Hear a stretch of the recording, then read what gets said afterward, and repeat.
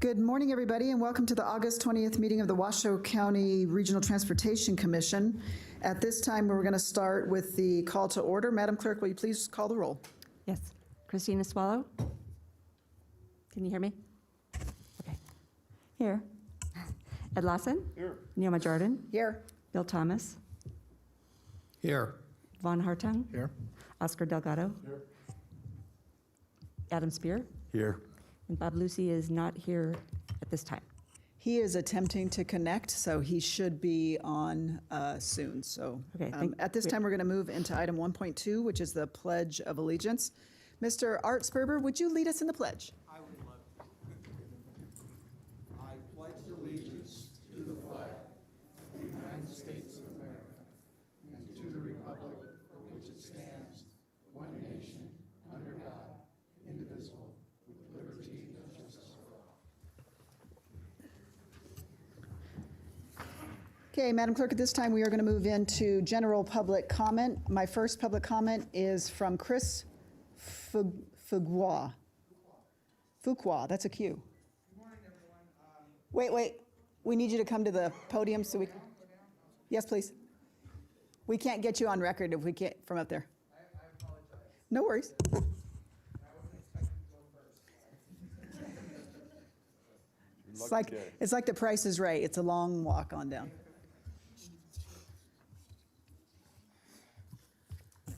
Good morning. I'm Chris Fuqua. I'm the Vice President of the Teamsters 533, and obviously we just got through a strike last week, and I'm trying to, with the direction that the RTC is going, and some of the things that have happened on this strike, we're trying to understand what direction the RTC is going. We've been fighting for our members with Keolis for over 2 years now, and the RTC has taken a hands-off approach when it comes to Keolis. And we're trying to figure out, when are you guys going to stand up for our members? 2004 GLD shift. My apologies. You can keep going. Your time won't be affected. Okay. We have Amber alerts going off on our phones. Okay. And there's been a lot of things over the last 2 years that have been happening that I've seen. I don't work, Keolis is not my contract, but I have worked with Gary Watson, Debbie Calkins, and Ross Kinson for the last couple of years over a number of issues that have been going on with Keolis, and it seems like Keolis is a problem.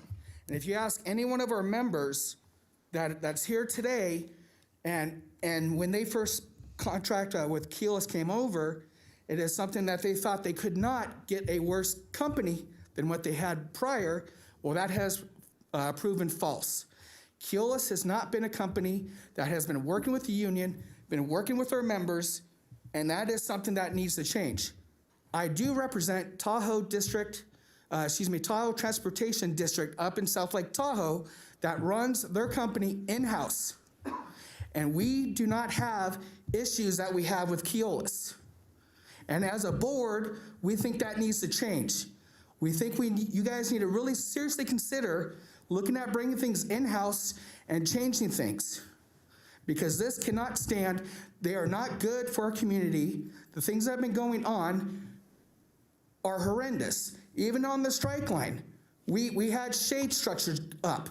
We had coolers out there. We were out there for a number of days, but then when the RTC started not getting their way, what'd they do? Oh, let's push them aside.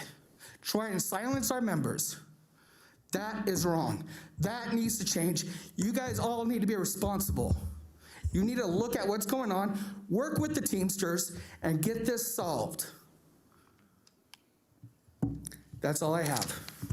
Thank you very much. Next commenter is Debbie Calkins.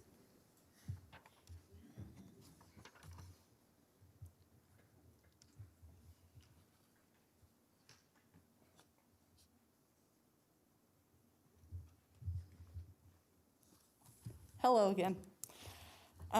Madam Chair and board members, I'm here to encourage you to hold your contractor accountable. Just yesterday, they put out notice to the members and their employees that the mediator couldn't meet to negotiate. That's absolutely false. We have the email. Sorry, I have a really hard time with the mask. have to pull it out a little bit. We have the email from the mediator saying he's absolutely available to negotiate yesterday. The company, once again, doesn't want to negotiate in good faith. I cannot express so much. They continually to put out mistruths. They said we didn't show up to a meeting that they had full well in knowledge. We told them on Friday we would not show up to the meeting until they signed off on the health care. There was nothing to discuss until they signed off on the health care. They continue to issue poison pill proposals, stuff that's illegal for us to agree to, and they know it. They spend a lot of money in attorneys. They know very well that we cannot agree to a lot of their proposals. I encourage you, I've asked, and I will continue to come and ask for you guys to hold your contractor accountable. The taxpayer should not have to bear the burden of a company that does not produce what they agreed to in their contract. They haven't hired, they continue to not hire. Yes, we have a driver shortage.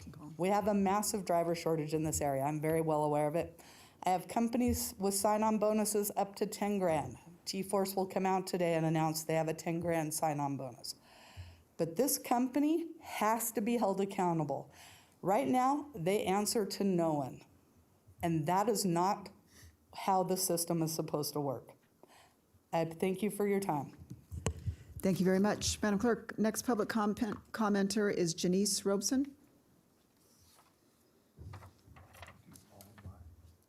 Followed by John Gerhauser.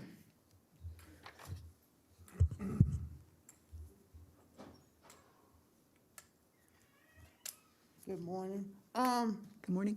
I feel this company does not care about the riders of the bus. As me being a senior citizen, I should not have to sit and wait 2 hours for a bus. I wait for a bus not to show up, for me not to be able to go to the doctor, for me not to be able to get to work, that I literally have to walk so I can get somewhere. It's like they don't care what we have to go through to be able to survive. The day that they striked, there was over 100 people standing outside the mall trying to get home. We had no way home. We should not have to go through that. People that are disabled shouldn't have, nobody should have to go through that. Disabled people, nobody should have to go through that. We're the one that's suffering, the drivers are suffering, and they're shorter drivers. Something needs to be done. They're talking about stopping routes, slowing routes down. I was at the mall yesterday. I spent 2 hours waiting for the bus. I called about the bus. They said the bus was sitting there. There was no bus sitting there. I told them it must have been invisible. I've been sitting there for 2 hours. They said, well, the bus had to have been there. It was not. It doesn't make sense that we have to go through this. It doesn't. It's a suffering for us to be able to do nothing. You can't go to the doctor. Sometimes I can't get somewhere to go buy food because of the bus. And it's like the company doesn't care. I've been riding this bus for 25 years. I have never had to go through this before. Something needs to be done. They're talking about stopping routes, making them shorter. They don't need to be no shorter. They don't need to stop routes. They need to add routes to get people where they need to go. Thank you. Thank you very much. John Gerhauser, followed by Levon Reed, and I believe as you're coming down, I think Commissioner Lucy is on. Bob, do you want to go ahead and acknowledge on the record? I am on. Thank you. Good morning, members of the RTC Board and Chairman. I'm standing here today. It is the last place I want to be. It wouldn't be if I didn't feel it was vital for me to speak up. I've been a coach operator for RTC Ride for close to 8 years, and I've always tried to stay under the radar. I don't call in sick. I'm never late. I don't get complaints, and I don't miss trips.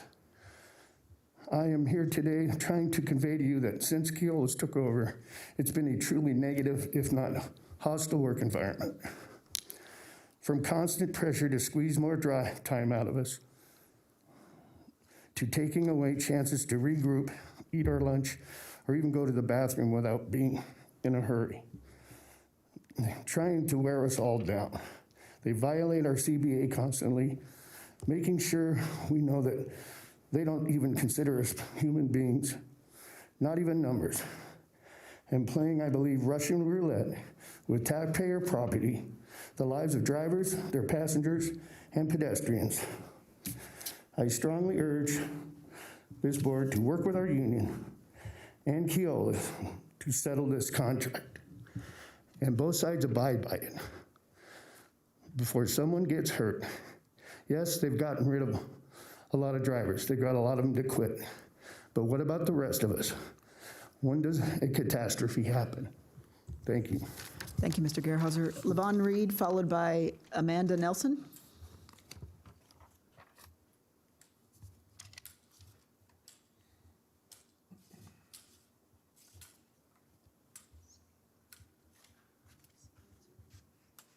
Good morning, RTC and Madam Chairman Naomi Jordan.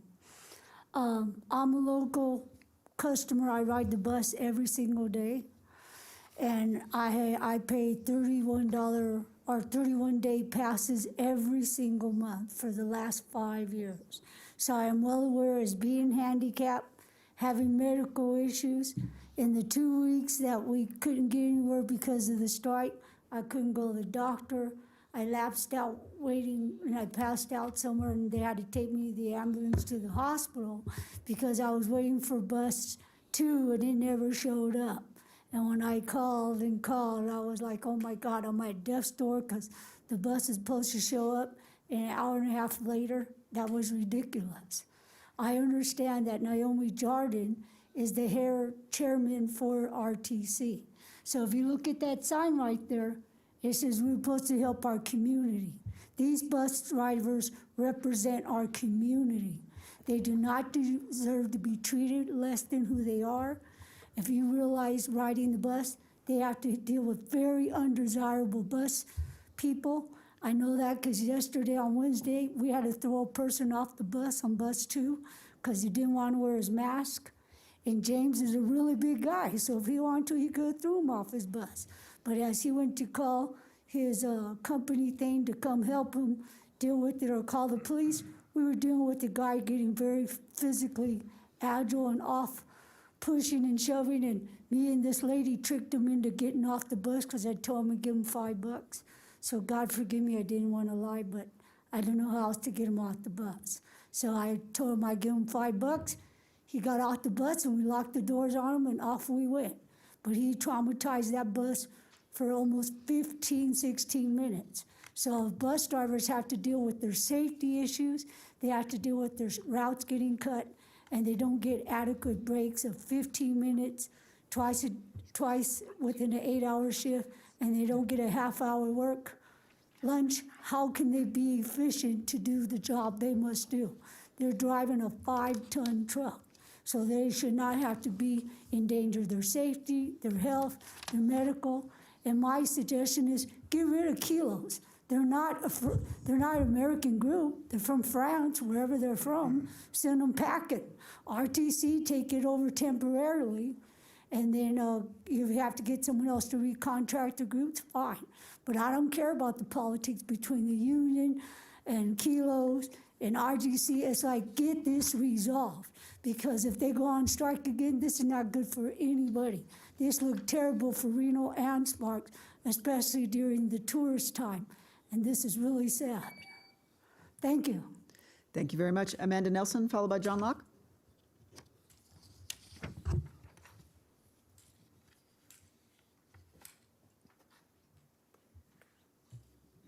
Good morning. So I'm here to talk about, obviously, Keolis and the need to hold them accountable. You know, I keep getting emails saying that they're reducing transit service because there's not enough drivers and they haven't negotiated the contract yet. Well, there's not enough drivers because they're quitting. They're quitting because they are running these drivers into the ground. They do not give them breaks. They have the paddles set up. You pull in and pull out at the same time. You don't have not even 1 minute to unload the passengers, to reload the passengers. It puts stress on the drivers.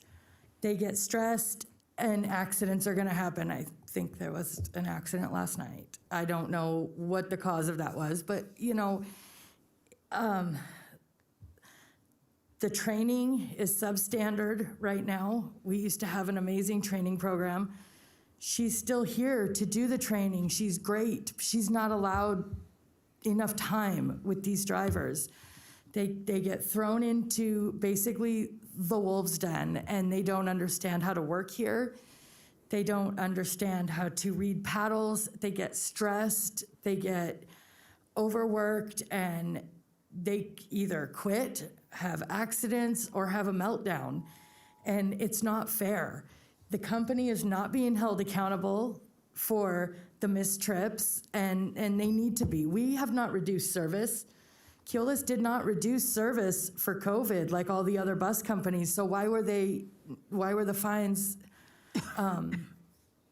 canceled? It didn't make any sense. It's time to start holding them accountable. They need to either A, get more drivers, they need to fix the bid where we can actually, have time to use a restroom without passengers yelling at us that we're gonna be late. And that's what happens. If you get out of the bus and you're 5 minutes late already, they're saying, where are you going? They're yelling at us. Well, I have to go to the bathroom. It's not fair to put that on us. 5 minutes isn't too much to ask every now and then to use the restroom without being yelled at. And, this company needs to be held accountable. It's really sad, the disservice to the taxpayers and to the passengers. My child rides the city bus, and I have been paying $45 a day in Ubers for her to get to and from school. Her school does not have a school bus. $45 a day because we can't count on the bus because there's not, they're reducing the service in it, and it's terrible. Thank you. Thank you, Amanda. John Locke, followed by Carlos Lizondo.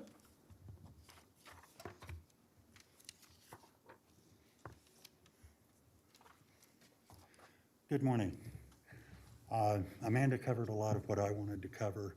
I have a question. When MV was here, they did not park nearly as many buses as Keolis is. Keolis from day one started parking buses. Even before the pandemic hit, they were parking buses. Why isn't the board holding them accountable for all the missed trips? That's millions of dollars. My dollars. I'm a taxpayer. I'm a voter.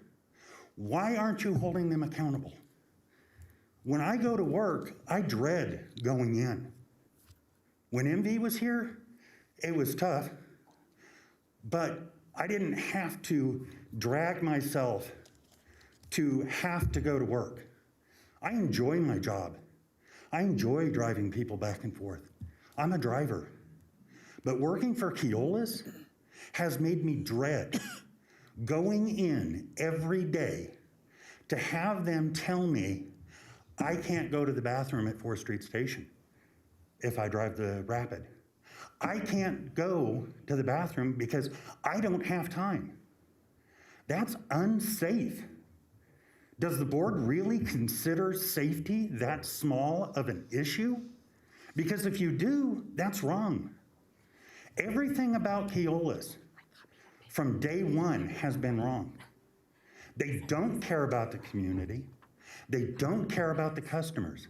I hope that you do care about the customers because they're voters. They're tax-paying voters. They're the ones that help get the money for the buses. Okay. Not Keolis. Keolis is French. They don't care about anything other than making that $1. And if they can cut service or make you cut service, they'll do it. When Keolis took over, we had 170 people drivers. Now we're down to 130. That ought to tell you something about this company. They've lost 40 people due to their inept ability to run a system. That needs to change. I've lived here 30 years. I've never seen the bus system so shabbily run. Thank you. Thank you very much. Carlos Lizondo, followed by Kai Plaskin. Good morning. My name is Carlos Elizondo.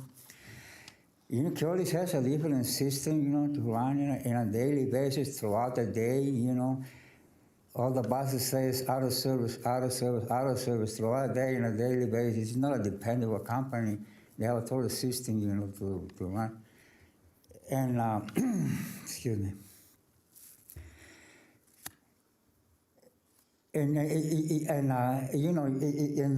By going the drivers on a strike, we're causing a major problem, major trouble, A lot of people just go by, they are mad at the driver, they get into an argument, they argue, they flip the fingers and so on, and just creating a big issue, trouble for the drivers striking out there on the street. And, the cost of living nowadays is going very high. And just for a crappy one-bedroom apartment starts at $1,000. The cost of living is just going crazy. And those 10 days you want to strike, a lot of people had to spend $50 per day to get to work because they didn't want to lose their job.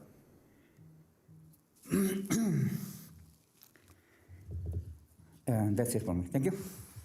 Thank you very much, Kai Plaskin. And then I'm not sure if Mr. Watson wanted to speak under general public comment or under consent. So we'll wait till after this and then we'll bring it up. Good morning. Good morning. I'm Kai Plaskin with the Truckee Meadows Bicycle Alliance, and I'm here to talk about items 4.8 and 6.1, but also my T-shirt, which is very special.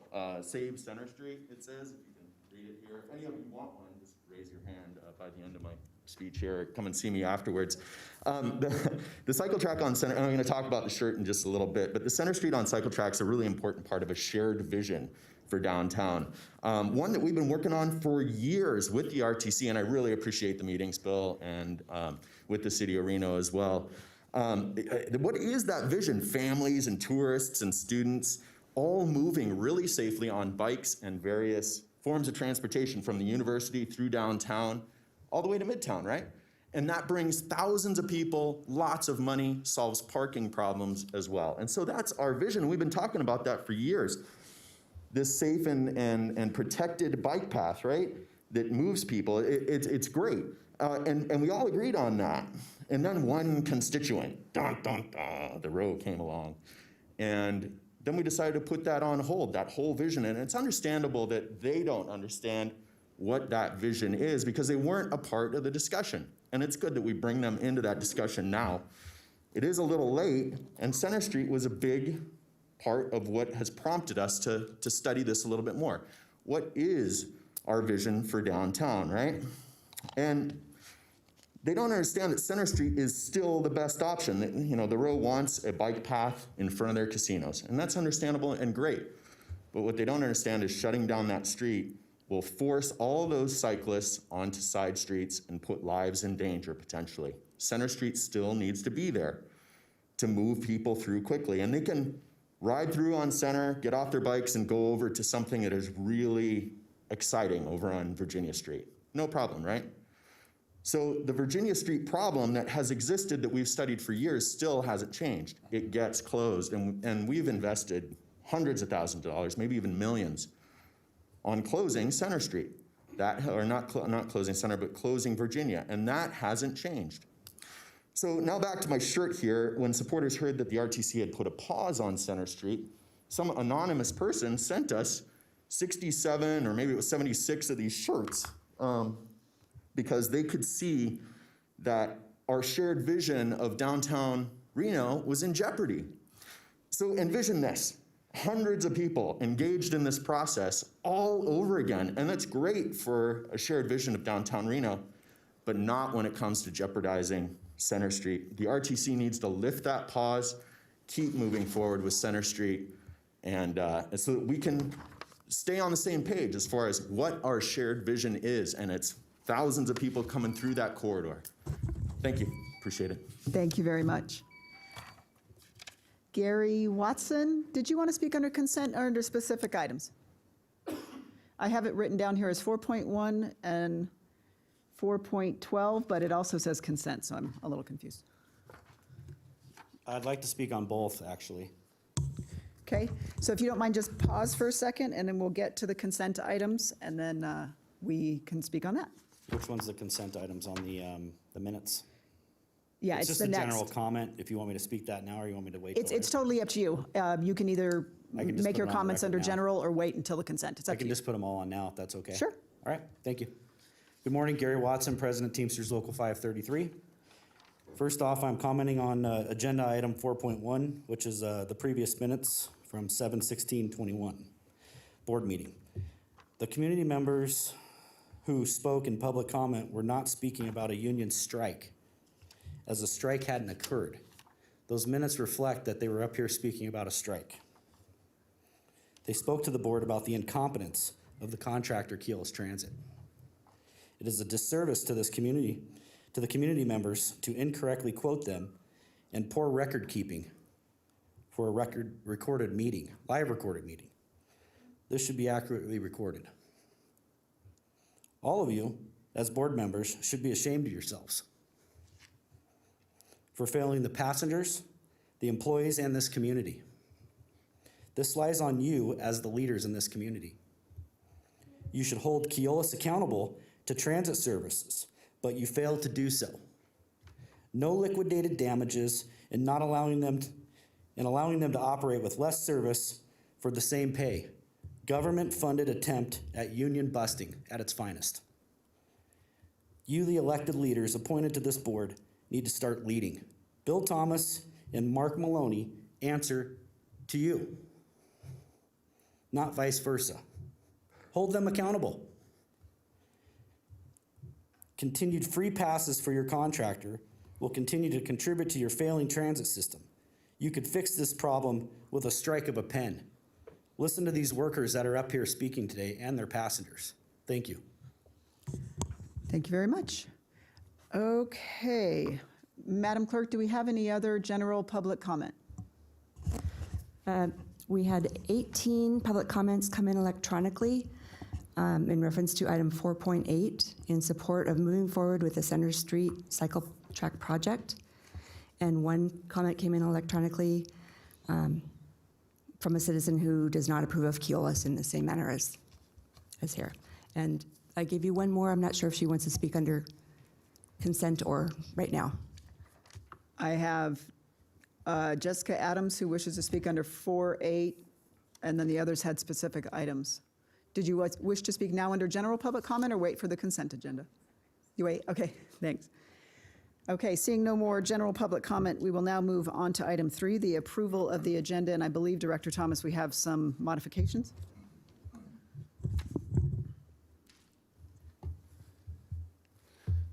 Thank you, Madam Chair. Just a couple of notes I want to make about the agenda and the staff reports. The agenda was posted properly for both items 4.3 and 4.11. However, in the staff reports, I think they referenced the wrong date. So the agenda was posted properly. The staff report information is accurate. There was just a disconnect between the date the staff report said it was going to be presented and the actual date it was presented. So I just wanted to clear that up on the record. I don't think it makes any change in terms of substance or consequence, but just wanted to clarify that so at some future time there wouldn't be a disconnect. But otherwise, the agenda, we have no changes to the agenda. Yes, Madam Clerk? It was 4.8 and 4.11. Just Oh, sorry, I couldn't read the, 8 Sorry. looked like a 3. Okay, thank you very much. Thank you for clarifying that on the record. So item 3 at this time with those modifications, I'm looking for an approval of the agenda. So moved. I have a motion and a second. All those in favor say aye. Aye. Aye. Any opposed? Hearing none, motion carries unanimously. Item 4 is the consent items. Madam Clerk, we do have public comment on consent items. We will go through those at this time, and then I'll ask members if they wish to poll items for discussion. Looking at our city attorney, our attorney, if I need to do that in any other order. I think that would be fine. Okay, thank you very much. At this time, we'll ask Jessica Adams, public comment, and then Lori Rodriguez.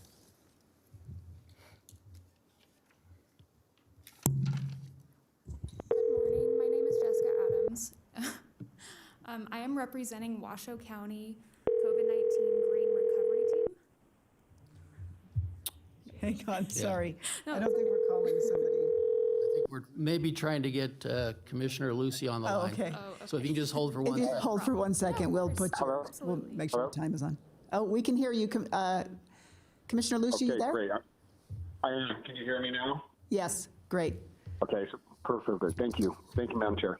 Thank you very much. Jessica, I apologize. Go No ahead. problem. Good morning. My name is Jessica Adams. I am here representing the Washoe County COVID-19 Green Recovery Team. I am speaking on item 4.8 on the agenda.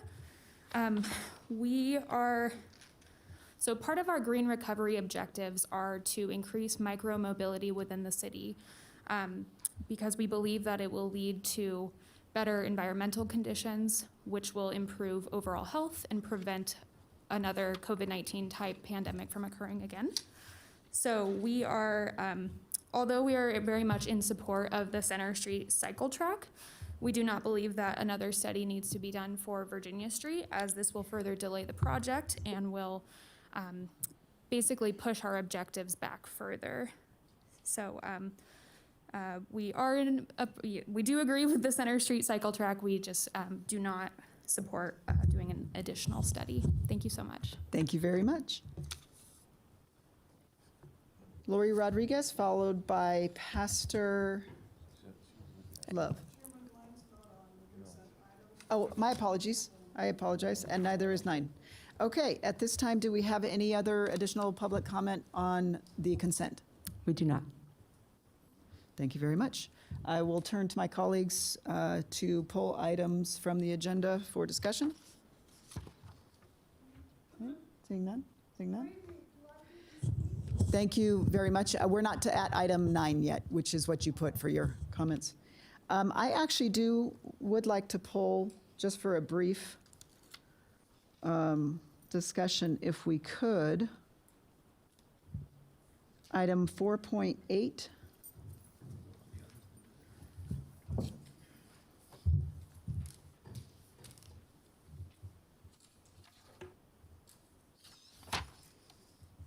Yes, if we could, item 4.8, if we could just get a brief staff update on what this is and what it will do, or Director Tom.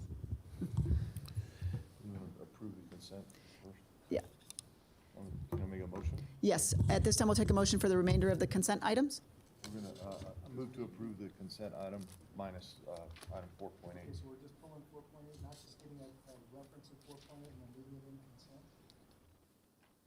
That's fine. No, I'll pull it for discussion, then we'll approve it separately. Second. Have a motion and a second. All those in favor say aye. Aye. Aye. Any opposed? Hearing none, motion carries unanimously. Item 4.8. Thank you. Item 4.8 is the study of Virginia Street. This is a concept that came out of the Regional Transportation Plan.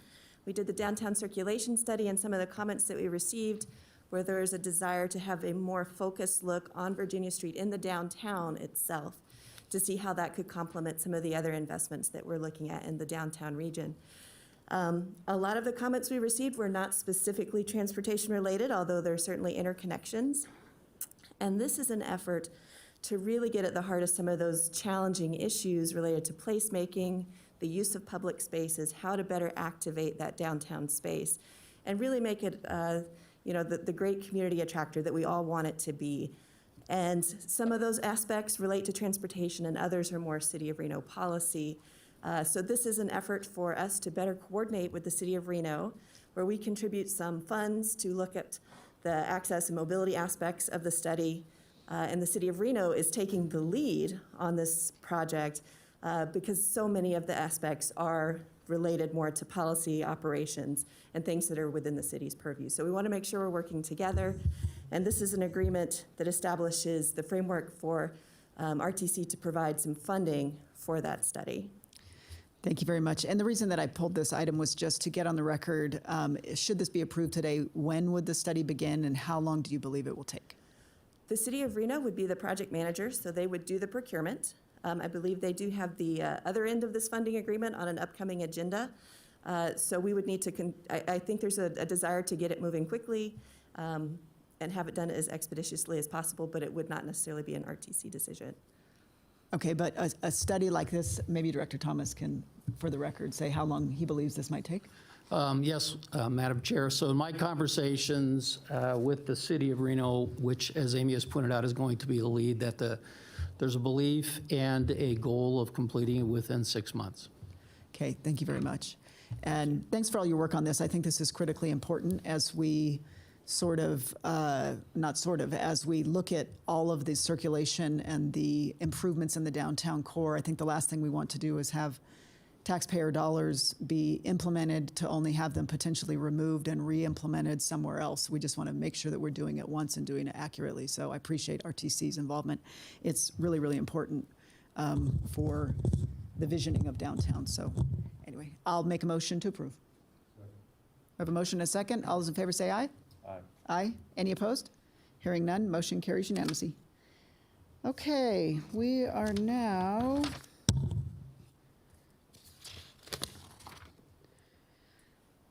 Madam Clerk, we are on item 5.1. 5.1. At this time, we will open the public hearing. Madam Clerk, was proper notice given and any correspondence received?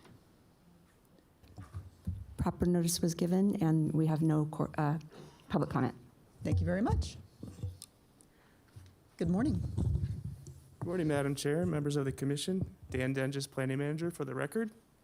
So the purpose for this public hearing is to approve an amendment, the first amendment under our federal fiscal year 2021 to 2025 Regional Transportation Improvement Program.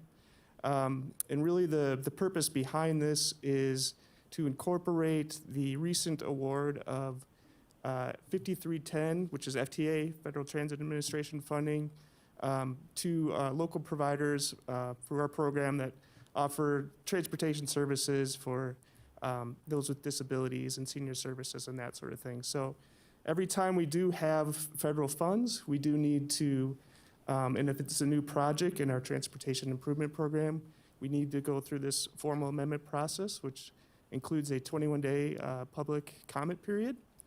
While we're doing this, we always do take the opportunity to reach out to our partners with Ndot and check in to see if there's any projects they also need to include in the amendments that are in the RTC Washoe planning area. So we do have a new project for a traffic signal on Pyramid Way at Egyptian Drive. And that is my understanding. I spoke with the project manager.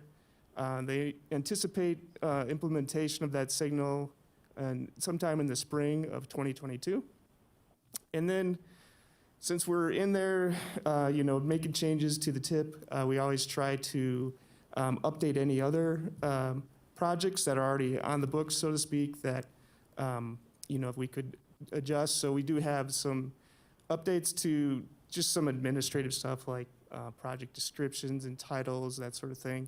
I did want to point out, we did make some changes. One of the projects, the Audi Wells multimodal project, came in a little higher. The bid came in higher than the engineer's estimate. So in order to offset this cost, we adjusted, one of the projects we adjusted was Vassar Street improvements. This is more of a multimodal project. And we were able to realize some cost savings there because the project had essentially been broken in two phases when we were doing the 2050 RTP a few months ago. And so we've updated that project to be consistent with that plan. We've also accommodated for it by depleting the budget for the federal fiscal year 2023 ADA bicycle and pedestrian improvements programs. So that's about $2 to $3 million cost savings there. And with that, we can make everything whole. That's really just for 1 year. We're going to resume with that program in the following year in federal fiscal year 24. And then real briefly, as I mentioned, we had a 21-day public comment period that ran through July 30th until yesterday, August 19th. Culminates in this public hearing today. We follow our public participation plan and notice this in our media outlets, also in RGJ and the Sparks Tribune. We did not get any comments to date from the public. And lastly, I want to point out that a transportation conformity analysis is not required for this amendment because all the new projects would be exempt from that process because we're not adding capacity. And with that, I'm happy to answer any questions. Thank you very much. Do any commissioners have any questions? Commissioner Hartung. Thank you, Madam Chair. Thank you, Mr. Dunges. This is great news. I can't tell you how often I get contacted with respect to Sunset Springs and Egyptian. But, Mr. Thomas, you and I have toured Spanish Springs, and we had discussed a third lane that would take the acceleration lane that was created from essentially the Hall Road. It's about down, I think, at Ingenuity or something of that nature. I can't remember the exact street, but from that Hall Road, and it terminates at Calle de la Plata.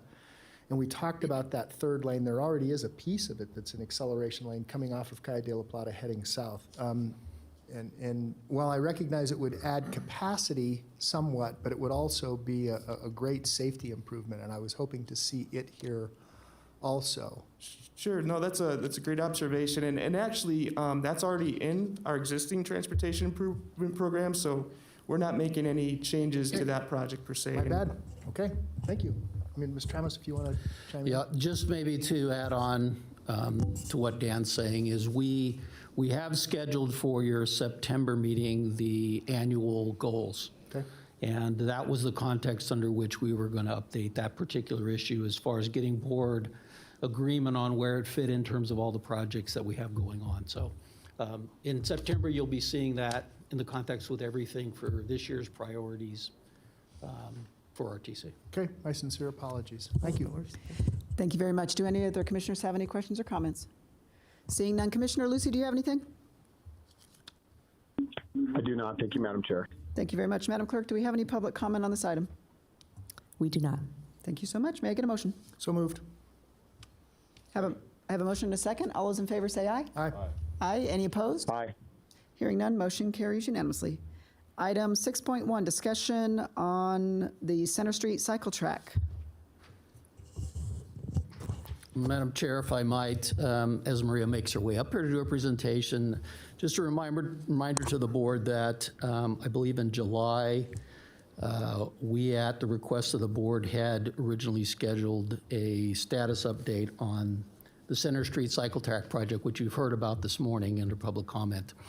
And because of some things that were going on in terms of being able to give you some information, it was delayed until today. So the purpose of this item is to not ask of any specific action by the board, but simply to fulfill that request of the board to understand what's transpired on a project that has been in the works for quite a few years. So at this point, if the board is okay with it, we'll have Maria give you that update.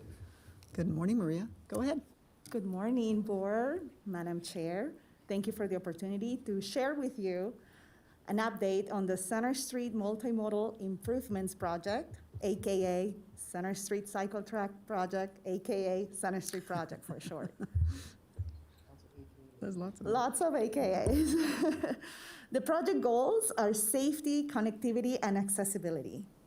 So this project seeks to solve a problem, an existing problem, which is a missing or a gap in the core cycling network with a high-quality bicycle connection between University of Nevada, Reno, and Midtown. We will improve safety for all modes, diversify transportation options. We also include corrective maintenance because the asphalt in some areas of Center Street is not optimal. We included sidewalk replacement and ADA compliance along with the cycle track. A little bit of the project background. There was a need identified through the Virginia Street Rapid process. This project, the Center Street, is included in the 2040 RTP, the Bicycle Pedestrian Master Plans, Complete Streets Master Plan as well. There was a bicycle facility alternatives analysis for Center Street, Sierra, and Virginia Street, which resulted on this two-way cycle track on Center Street that the RTC and the City of Reno identified as the preferred alternative, as a solution for this problem. So the Center Street design initiated back in 2019, and then we added to the scope traffic signal replacement, pavement, corrective pavement or rehabilitation, and sidewalk reconstruction. The project limits and the scope. This project goes on Center Street from Virginia Street all the way to 9th Street. However, due to some parking and travel lane impacts, more specifically in the Midtown area, we reduced the limit to Moran on the south all the way to 9th Street that will connect to UNR. And you can see where the pavement, the corrective pavement rehabilitation is gonna be north of the river, and where the sidewalk replacement is north of 5th Street. And there will be lots of signal upgrades and replacements. This is a rendering of the vision of this project as when it's constructed. We have the two-way cycle track on the left-hand side, and Center Street is a one-way road. We see the cycle track, it is at the same level as the pavement of the travel lane, but it will be physically separated by a rolled curb, and in some instances with a candlestick. So we had some concerns before we started the design of this project. And we studied the traffic impacts of taking a lane to replace it with a two-way cycle track. And the results indicated that the Center Street will continue to meet travel demands for vehicles, including the proposed cycle track. The level of service is D or better. And with that, we were able to move forward with 30% plans, which are complete, and we had a few yellow lights per se. We have some concerns, mostly traffic operations at 8th Street, which is the freeway off-ramp. Also at Center and Liberty, which that's where there's a bus stop by the Discovery Museum. There are some existing parking spaces impact if we build this project. We were working to accommodate the fire department code of the minimum width, and that's why in some instances we'll have the roll curb versus the candlestick. And also we need to get the stakeholders engaged and familiar with this project. At the same time that we were achieving 30% plans, the 2050 RTP, or Regional Transportation Plan, was being developed. And there was a downtown circulation study, which included improved bike connectivity in downtown, and there was a public comment received requesting additional transportation improvements on Virginia Street. And here are several of the bike lanes existing and proposed. And we're gonna zoom in to the area of interest. If you can see, there is the Center Street cycle track, which is the right green line, if you want to call it. And then you see Virginia Street. There is north of 9th Street, there is a shared bike lane and bus lane on Virginia Street. And then on Midtown, there is a shared travel lane and bike lane. So I believe the question that the public made was, what happens on that dotted yellow line, which is the downtown core on Virginia Street? There is no direct connection. That made us think, wait a minute, what can we do about it? So this was not included on the original alternative study of Center, Sierra, and Virginia. If we take capacity on Virginia Street, we take down one lane and we add cycle track, bike lanes protected with a roll curb buffer, we will have to reduce the travel lane to 10 feet, which consequently will reduce the speed on vehicles along Virginia Street. But we will be able to accommodate bike lanes on each side of the road. However, there will, in some instances, there will not be a left turn pocket on Virginia Street. So what are the next steps? We will continue community engagement for the project. Next month, on September, we're going to update traffic counts on Virginia Street to better represent our analysis. But we are ahead of the game because today you guys approve the downtown Virginia Street urban placemaking study, which the RTC planning is collaborating with the city of Reno. And in 6 months, those results will guide our future steps with regards of the future of Center Street and Virginia Street, specifically downtown. And I will be happy to answer any questions you may have, and my contact information is up on the board. Thank you. Thank you very much. Do commissioners have any questions or comments at this time? I understand this is not an action item, but rather just an update. Madam Chair, if I might, well, I'll wait to see if the board. Nope, I don't see anything.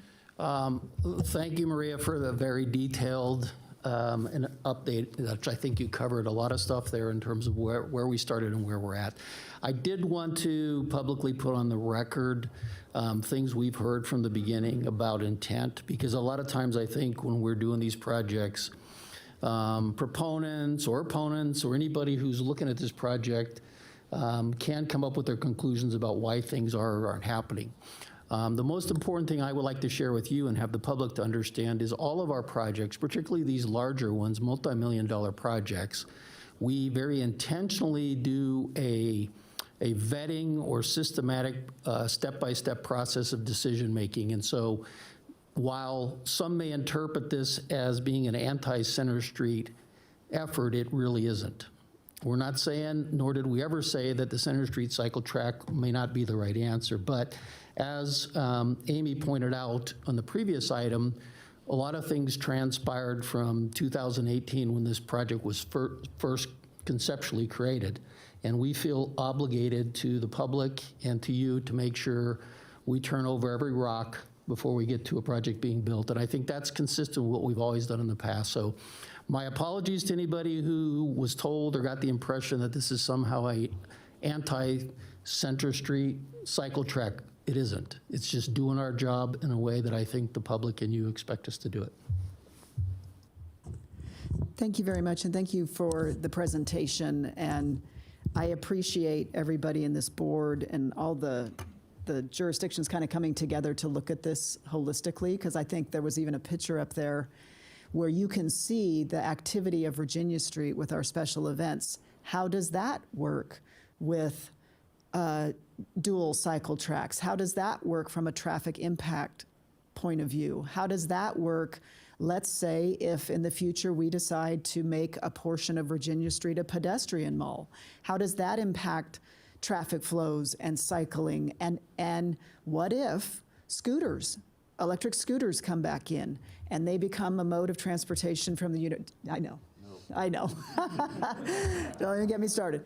I'm just playing out the what if scenarios, and I think that's what this study will do. It will look at all of the placemaking. It will look at the what if scenarios, and it will build models around what the impacts on the traffic and special events and activities, what that will do. Because like I said earlier, I think the last thing we want to do is invest significant dollars into a project to only find that we have to realign or redo something down the road. We'd rather take the 6 months, do it on the front side, than have to redo it and have the impacts to the businesses and everybody else be double.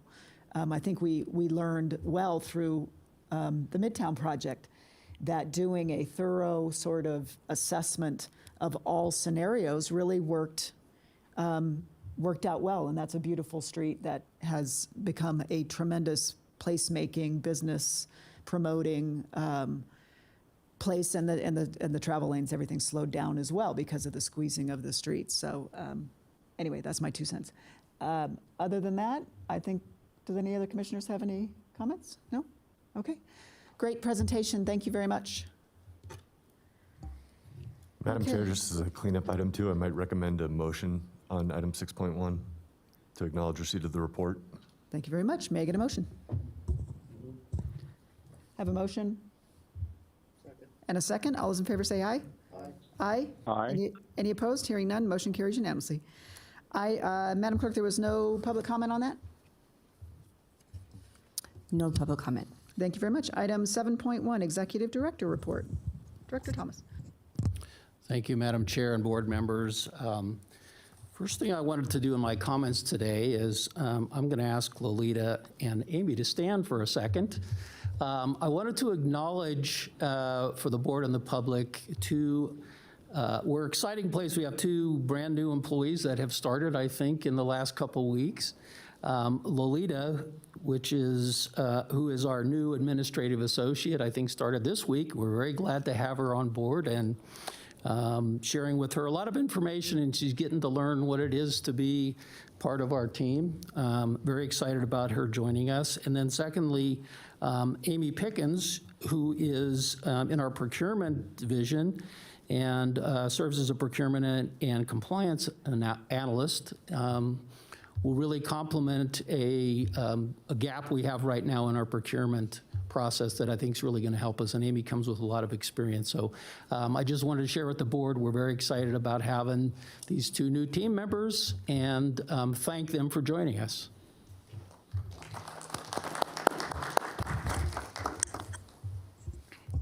Welcome aboard. So glad to have you. Is that all you have? No, that was just the first one. Oh, okay. Oh, wow, that was short. Michael feeds me a lot. So it is probably the most significant thing, goes without saying, that's happened for us as an organization. And I want to talk a little bit about the work stoppage or strike and what's going on, to give you an update and to address and acknowledge some people who've done some great things getting us to where we are today. So most importantly, we're back to regular fixed route service as of this past Wednesday. So fortunately, the Teamsters and Keolis agreed to have work continue while they continue to negotiate the collective bargaining agreement. I think the board is very aware with the comments today and all the things that have happened in the past couple weeks, how impactful a work stoppage is to everybody involved. As we know, the Teamsters strike ended last week. And as some people have said today, and just to acknowledge that during the strike, Keolis lost some drivers and mechanics who chose to seek employment elsewhere. I did want to note for the board that, given particularly the local labor shortage, and I think probably nationally if we're all watching the news, that is having a great impact in Keolis and MTM's ability to maintain their workforces to provide the service that we so importantly need in our community. I do know that both Keolis and MTM are aggressively recruiting new drivers and mechanics to replace those that were lost through attrition or as a result of the strike. So I just wanted to make you aware that both of our contract providers are taking the issue very seriously and doing what they can to bring on more employees. I did want to make you aware that we are aware, as far as the information we have received, that the federal mediator has offered some dates to the Teamsters and Keolis to meet and start negotiations on the expired collective bargaining agreement. As you've all said and we've said from the beginning, we're hopeful that both parties will use this opportunity to bargain in good faith, to complete a new collective bargaining agreement and get quickly to a place where the community and most importantly the passengers who count on our system have certainty in terms of the service we're providing. We will continue to keep the board updated as we learn more information, but Just to reiterate to everybody, RTC is not a direct party to the collective bargaining agreement, so while people can and will and should share their opinions and thoughts with us, we don't have a direct position in terms of the collective bargaining agreement negotiations. During the strike, both Michael and I had almost daily conversations with each of you to provide updates. Each of you expressed to me personally the concerns you had for impacts on our passengers and drivers. Unfortunately, as we've explained, I just did and we've done many times, the RTC board is strictly limited in its role when a situation like this occurs. I know this period was very challenging for each of you as you felt a strong desire to step in and assist, but we're constrained by basically the processes that we're limited to by law and by our structures and organization. I do think it's important for the public to know the truth about your concern, compassion, and desire to respond to the strike and the misinformation that was, in many cases, promulgated about you individually as well as us as an organization. And I want to thank you for your patience and understanding in what was a very troubling situation. I also want to go on record of thanking Mayor Sheevey and Doug Thornley, who worked diligently behind the scenes to bring the parties together to accelerate an end to the work stoppage. I also want to thank Reno Sparks Cab Company, Whittlesey Taxi, Yellow Cab, Uber, and MTM Transit for providing critical emergency transportation to our customers who didn't have options and needed emergency transportation. As we all know, the work stoppage occurred after a day of business was started, which caused some very significant impacts to our customers and to our service. I did want to acknowledge, while it impacted all RTC staff and all RTC staff who could and did play a role, stepped up to help us get us through this challenging period. There's some particular staff members I wanted to acknowledge publicly. First, Michael Moreno, who was in charge of the communication from the RTC side, did an outstanding job of keeping the public informed, making sure that facts and information were put out and that each of you knew what was going on. So I wanted to publicly thank Michael for that effort. In addition, Mark Maloney, who was constantly aware of, and his team at PTO was aware of what was going on minute by minute, day by day for our customers, and working with our staff to respond to those people that often were left in the middle of a transit trip without options. And so we had to kick in as an agency very quickly, working with Keolis and the others that I just mentioned, to develop some methods to get people to important appointments, to work, to things that they just, they needed transit immediately and for critical needs. I want to also thank our, specifically our public transportation operations team, our customer service team, who had to deal with, in many cases, customers who were left mid-trip and had to deal with not only the uncertainty those people were experiencing, but also the emotions and the challenges of that situation. And they personally did a great job in a very complex and difficult situation where information was often lacking. In addition, our agency services team stepped in to help answer the phone calls, which, as you can imagine, increased significantly, and to learn very quickly what the information was that needed to be given to these customers who were basically experiencing the brunt of the consequences of the work stoppage. Last, but definitely not least, I want to thank our customers for their patience and understanding during this disruption of service. I would say, as an experience, what we found was, as I just mentioned at the very beginning, there was a lot of confusion, a lot of emotion, and a lot of uncertainty by our customers. Our team working together, I think, did a great job within a short period of time to be able to really focus on individual needs and to deal with individual instances of people affected by the work stoppage. I'd love to say everybody was satisfied with how we solved it, but I think we did a really good job of making sure we dealt with the most critical. So I want to thank all of the RTC staff for their effort and energy. And hopefully, as I said earlier, that the Teamsters and Keolis will work in good faith with each other to assure that this doesn't happen again.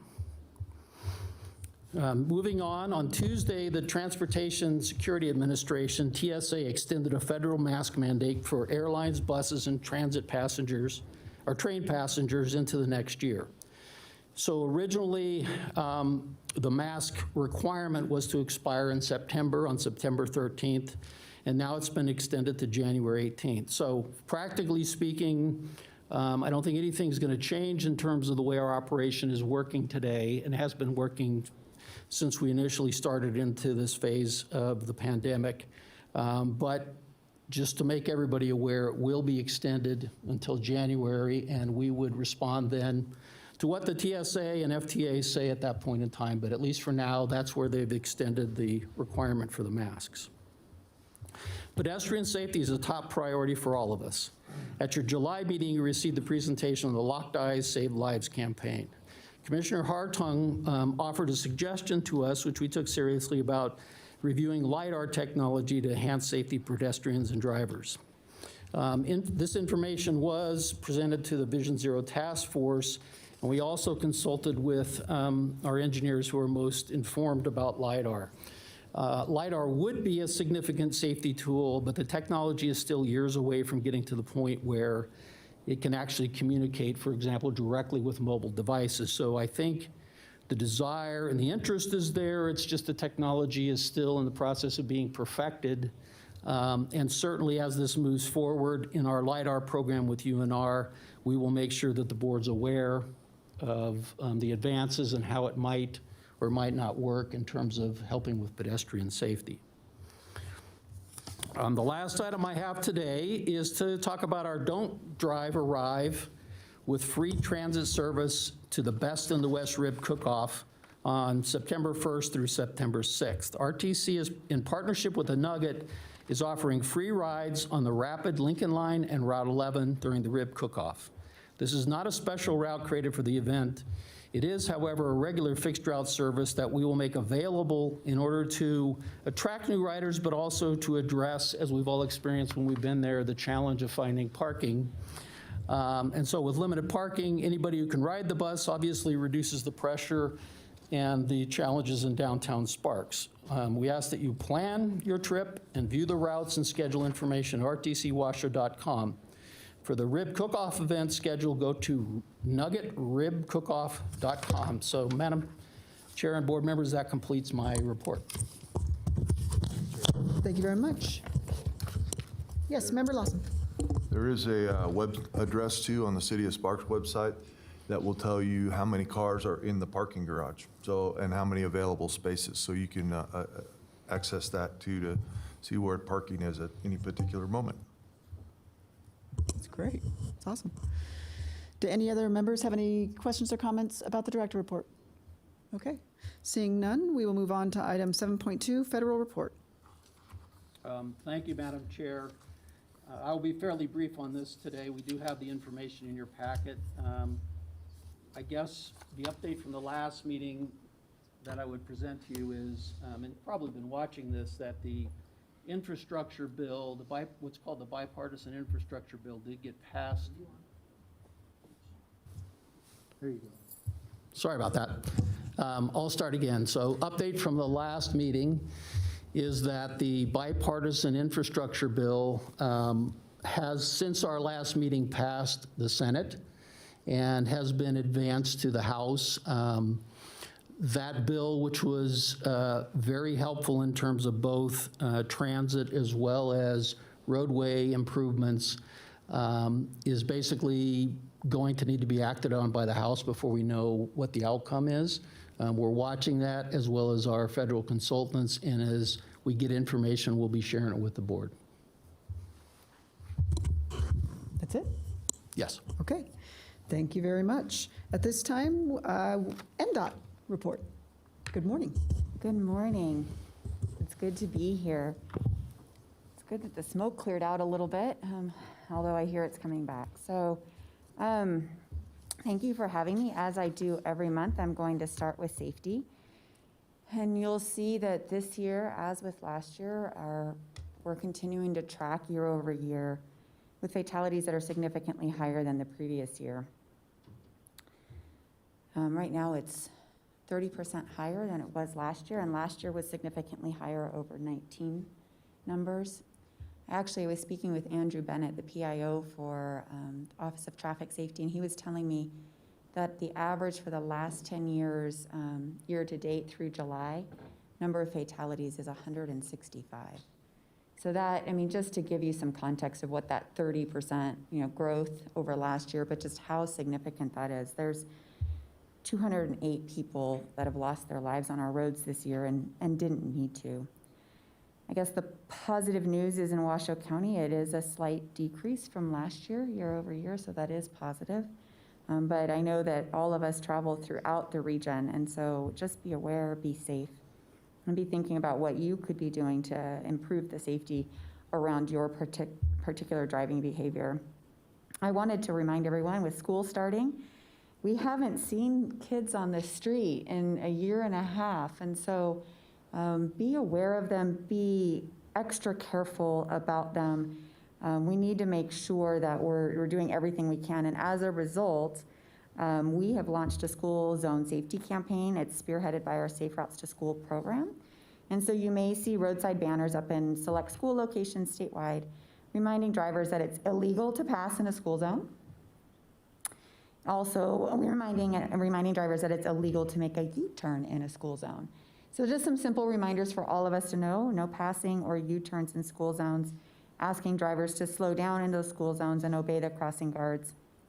But also just generally be aware, in any neighborhood, you could have kids walking to school, and those those smaller streets don't necessarily have crossing guards on them, so just be aware.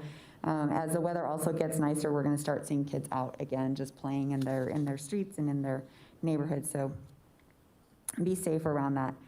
I typically talk about crashes and crash impacts, and this is one where I really feel bad for the driver. Sometimes we have kids in our cars, and we don't necessarily think about what that impact our behavior may have on the kids in the cars. And there was a juvenile who sustained life-threatening injuries in a crash in Reno at the end of July. She was a passenger in a vehicle with a driver and one other passenger. None of the 3 occupants were wearing seatbelts. The driver was traveling at a high rate of speed when they crashed into concrete barriers on Moana Lane at I-580. Reno Police Department stated both speed and alcohol appeared to be factors in the single-car crash. The driver was taken to the hospital for non-life-threatening injuries. The other passenger sustained no injuries, fortunately. But as I mentioned, the juvenile had life-threatening injuries. And so I know there's lots of reasons why we do what we do when we're on the road, but there are lots of people that get impacted by those decisions. And so to the extent that we can, really keep that in mind whenever we get behind the wheel in the car. All right. So there's been lots of responding to emergencies across the state this year. Just wanted to talk about those. While all of those aren't specifically in Washoe County, they were nearby, and they're representative of some of the actions that we take when those activities do occur within the county. Our highway maintenance team was directly responding, some of the first responders in the response to the Tamarack fire. We have been also responding periodically to the Dixie fire as it's gotten close to 395 in the state. Really making sure that we're helping assist with the closure points, repairing the guardrail posts as fast as we possibly can to make sure that the roadways can be opened and functional as soon as they can, helping to provide detours around the road closures, both in the northern and southern parts of western Nevada. We've responded to significant landslides. I think that image is from a significant landslide that had 395 closed for 2 or 3 days in the southern part of the state. There's been significant landslides in Lamoille Canyon, so anyone who likes to get a little bit respite out in Elko County and Lamoille, I believe that Canyon Road is actually still closed due to the significant landslides in the area. while that road is not ours, we do participate with the Forest Service to help make sure that they're getting the services they need and they can get the people that are possibly stranded on the other side in and out. It's one of those things we often don't think about, the transportation folks. We're not fire, we're not police, but we're always there with them whenever there's an incident on our road, whether it's a crash, whether it's fire, whether it's landslide, and working to do everything we can to make sure that we get the roads back open as soon as possible so everybody can get to where they're going safely.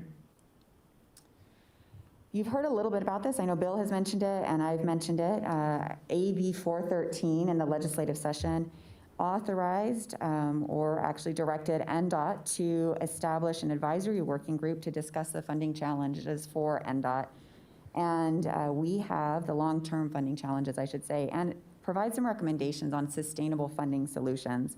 The first meeting was in July. It was really short. It was about 2 hours. We did a meet and greet virtually, elected our chair, Virginia Valentine, and a vice chair, Harshal Desai.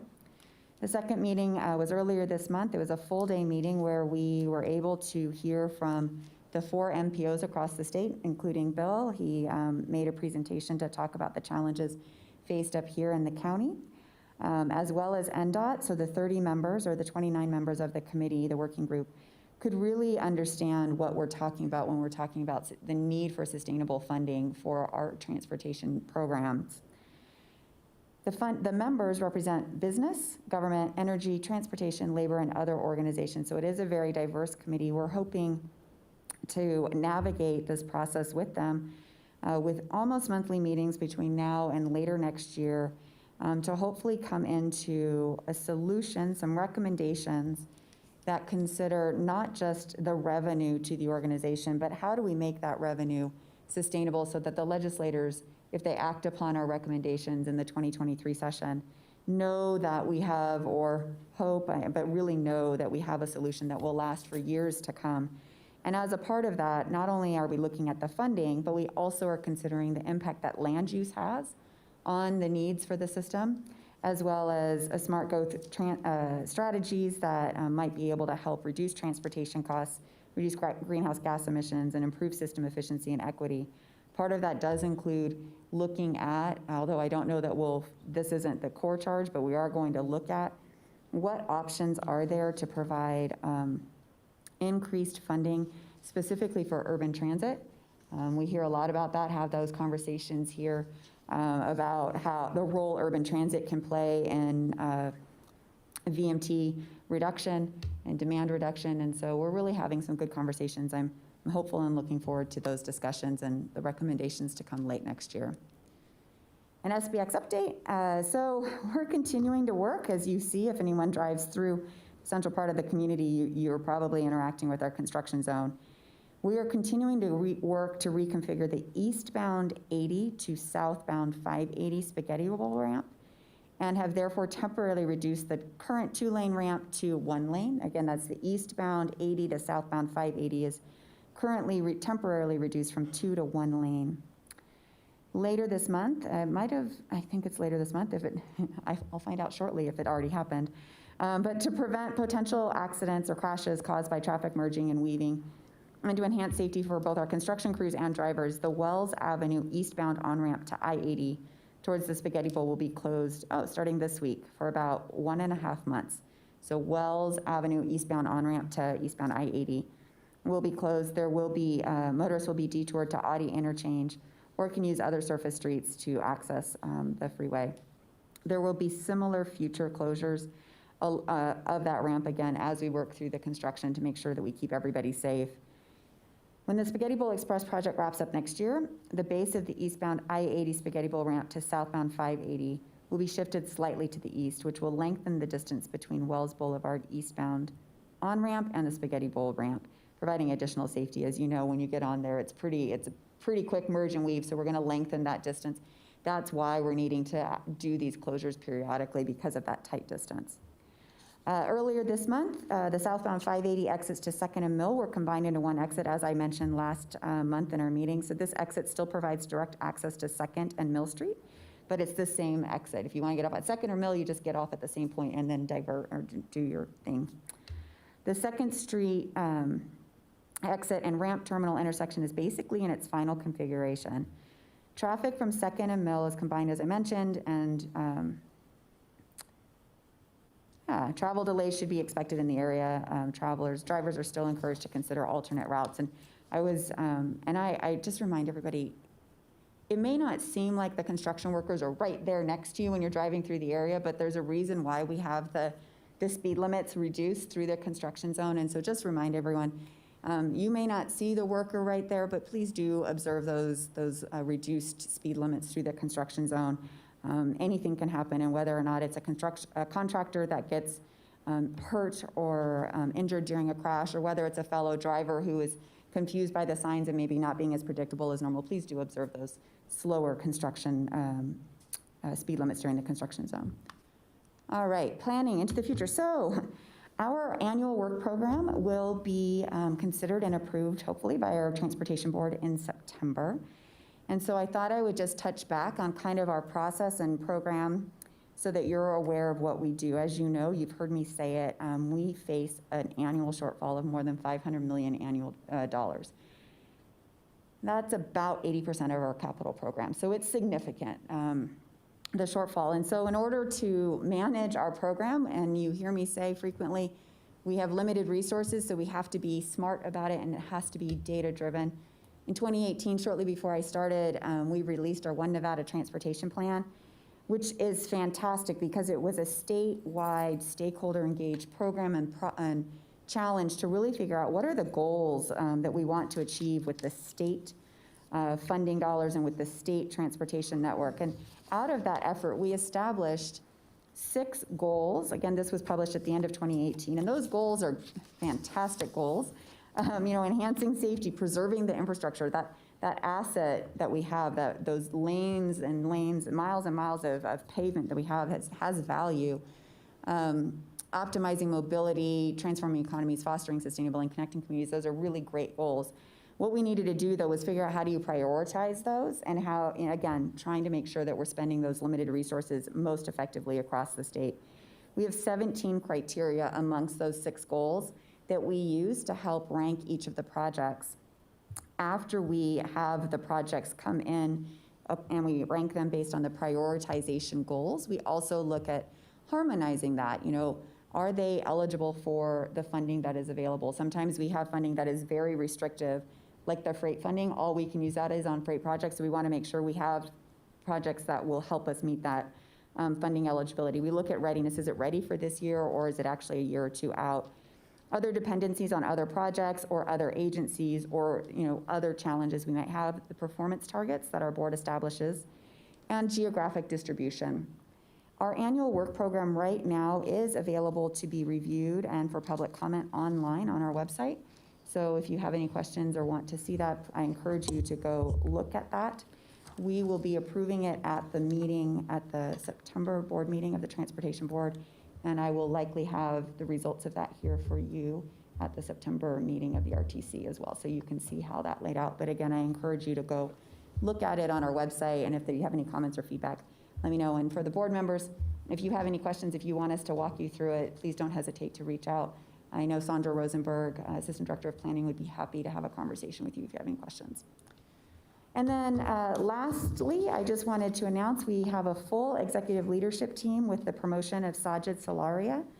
He is our new Assistant Director of Engineering. And in this role, he'll oversee all of our project delivery divisions, including design, project management, hydraulics, structures, location, right-of-way, and the construction division. He's been with the department for 18 years. He actually started with our rotational engineering program and then worked in our hydraulics division before moving, and actually was a key member managing our statewide bridge scour program. So he's very familiar with the bridges through the county. But most recently, he has been the project manager on the Reno Spaghetti Bowl project and phase 1 of the SBX that's in construction right now. He has strong partnerships with the industry across Nevada. He has a Bachelor's of Science degree from UNR. He's a registered PE, and we're really excited to have him as part of our executive leadership team. And that concludes my presentation. Thank you very much. Do any commissioners have any questions or comments? Commissioner Delgado? No? Commissioner Hartung? Thank you. Thank you, Director Swallow. I know that the RSA has been ongoing. What's the timeline? Because I know I saw a version of it, and I know our fire service has been in contact, and so when do you think we'll get an opportunity to review that? So the RSA is on Pyramid Highway from Los Altos to Winnemucca Ranch Road. So about Yes. 5 miles. So it's a good amount. Yes. The report on the results are actually expected later this fall. I have our Deputy Director of Project Delivery here in the room, Darren. I'm not going to call him up, but he just heard your comment, so he'll make sure to reach out to you and see if we have an early draft that we can go over with you. I actually have before. seen a draft. Oh, okay. Yeah. So we're expecting the it's been results shared. by later this year. Okay, that's it. Thank you. Thank you so much. Thank you very much. Anybody else have any questions or comments? All right, seeing none, thank you very much for your update. All right, at this time, I didn't see any public comment on item 7. Item 8, Commissioner announcements and updates. Do we have any? Commissioner Hartung. Thank you, Madam Chair. Just one quick one. Most, if not all of you, knew Ron Smith. Ron's celebration of life will be September 10th at 2 p.m. at the Nevada Veterans Memorial Plaza in Sparks. Please come. We welcome everyone and look forward to seeing, hopefully the board will be there. I don't know whether we have to notice a possible quorum. I think we're going to have quorums of like every board in town. So I don't know whether that's necessary, but I just wanted to make everyone aware. Thank you very much. And he was such a huge champion of transportation and road projects in the RTC that thank you very much for bringing that up. I know he was truly he was a supporter of the region. Yes, for sure. In all manner. We miss him very, very much. All right, any other questions, comments? Commissioner Lucy, do you have anything? Okay. No, Madam Chair, I do not. Thank you. Thank you very much. Item 8, no public comment on that. Item 9, general public comment. Lori Rodriguez, followed by Ross Kinser. I don't know if I have that right.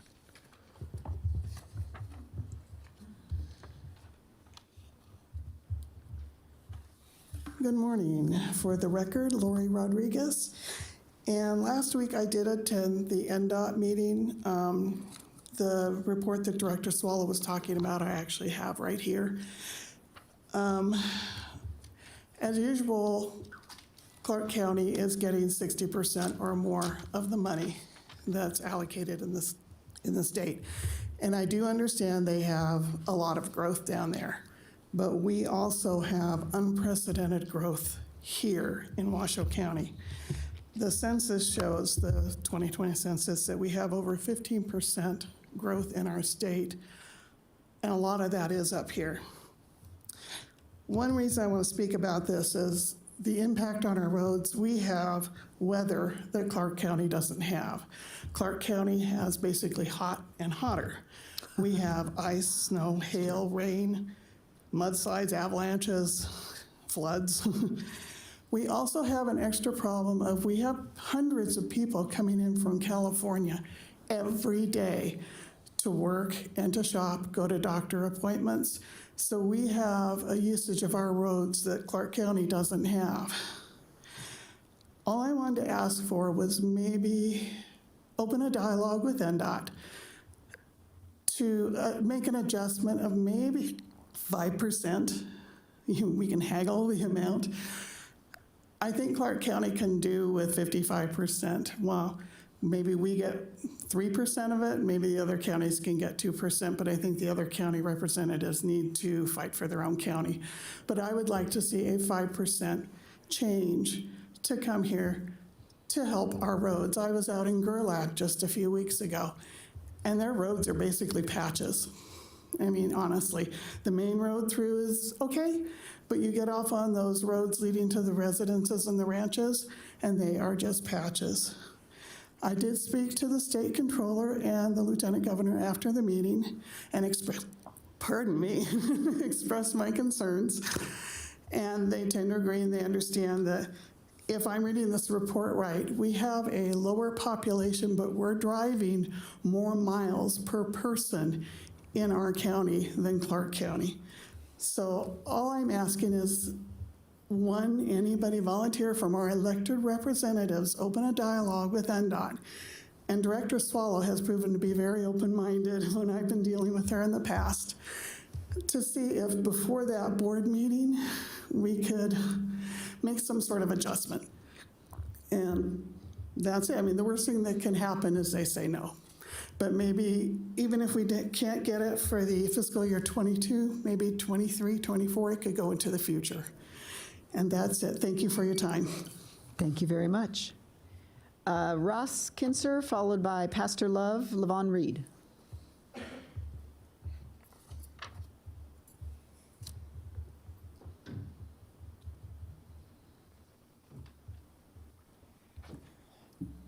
Good morning. It's actually Kinson. I know Thank you. My writing is pretty rough, but it's Kinson. I am a business agent at Teamsters Local 533, and I have to say that I'm pretty frustrated. I've sat here and I've watched this meeting today, and I've watched every single time that someone gets up and talks about the strike from the Teamsters, your body language changes. You lean back, you don't focus as much. It's very frustrating to watch. I have been involved with what is going on with Keolis for quite some time now. And it's not easy to get up here and talk to all of you. You know, it's not easy to sit there and say that we need to do better, because I think that we do. The problem that we're facing, and I think the thing that's most frustrating, is that Keolis has been a very bad actor, and not just here, but across the United States.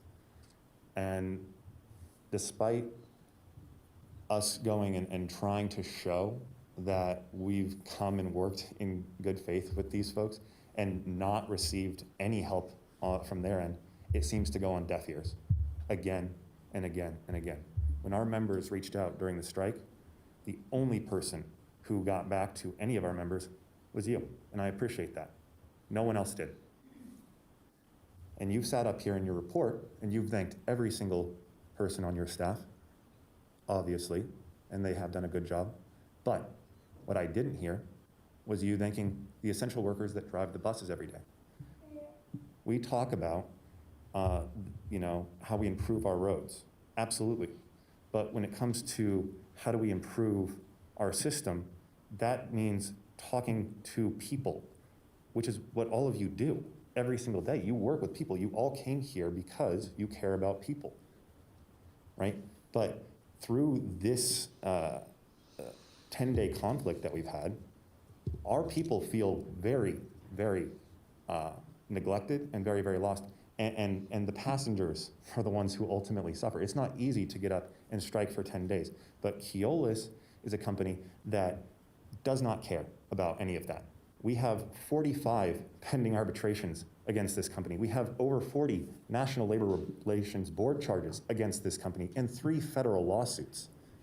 We are a group that works with employers all over the place. We don't have anything like that with any of our other employers, only with Keolis. That should speak for something. And if you go to the Teamsters 533 website, teamsters533.org, you will see everything that's on there that Keolis has done. I appreciate your time. Thank you very much. Levon Reed, followed by Carlos Elizondo.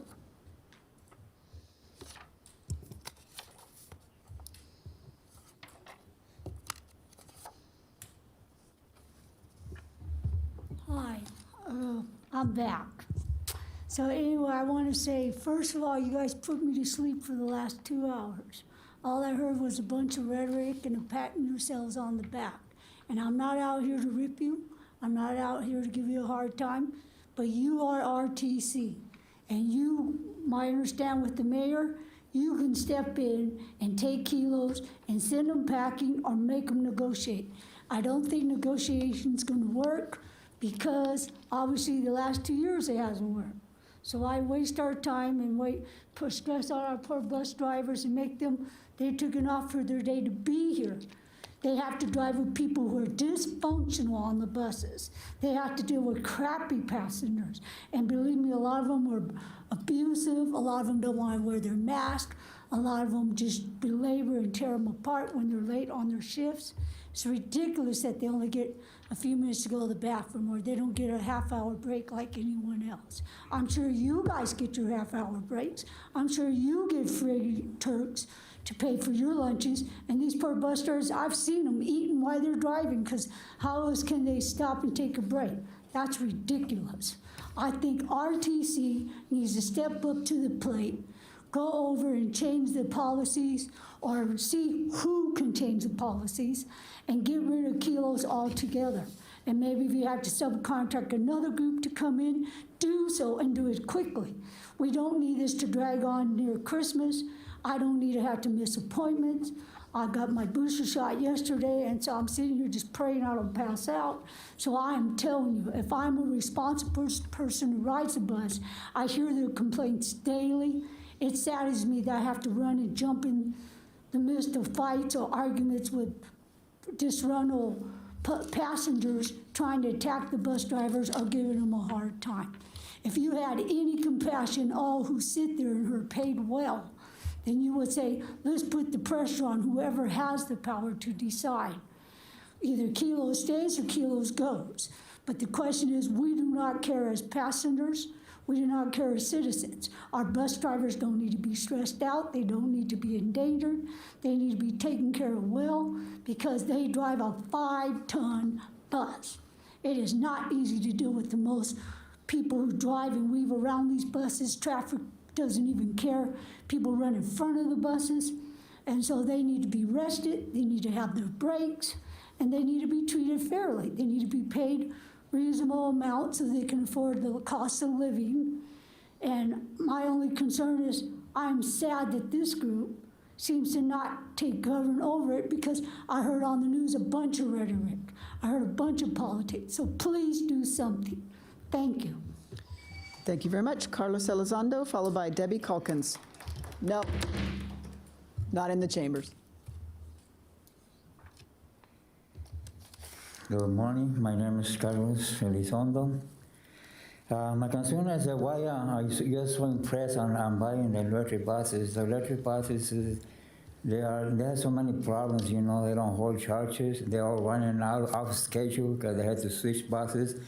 And not only that, you don't have enough charges, you know. A lot of buses had to wait, you know, for the other bus to move. You know, they just go circle around and around till they're always running out of schedule. And my concern about your big concern about safety. I'm a news lover. I watch the news on a daily basis, multiple times a day. And on a daily basis, there is a pedestrian killed, a bicyclist killed, a motorcyclist killed. So I don't know where you come from at about your measures concerning safety, you know, your priority. That's it for me. Thank you for letting me speak. Thank you. Thank you very much. Debbie Calkins, followed by Arnold Vieira.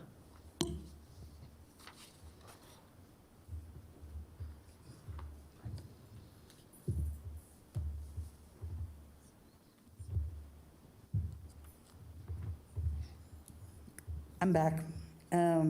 Something Mr. Thomas said I needed to address. You keep saying that you need to stay out of the Teamster-Keolis negotiations, but you haven't. You've had MTM leave their passengers and help out Keolis. You've offered Uber vouchers and taxi rides. Every contract has mechanisms to hold the contractor accountable. And you have chosen to be derelict in that duty and repeatedly let Keolis cut service while letting them keep our taxpayer dollars, offering less service for the same amount of money, allows them to make more profit, and that profit they're earning does absolutely nothing for this community. It goes to Boston and it goes to France and the French government. As long as Keolis answers to no one, including the RTC, the public will continue to pay for substandard service and not get their money's worth. The passengers will continue to suffer waiting longer than ever for buses if they come, and drivers will be denied the basic human right of using a bathroom. Mr. Thomas, I hear your inaccurate and disingenuous comments, and they are duly noted. Thank you very much. Arnold Vieira.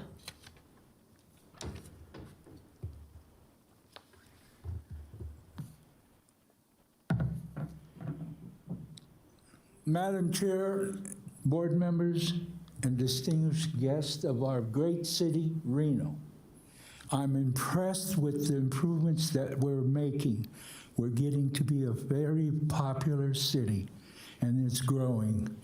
I've been in transportation 42 years. I'm a young 78 next month, and I have a lot of senior friends. And I'm begging you to listen to what's been going on.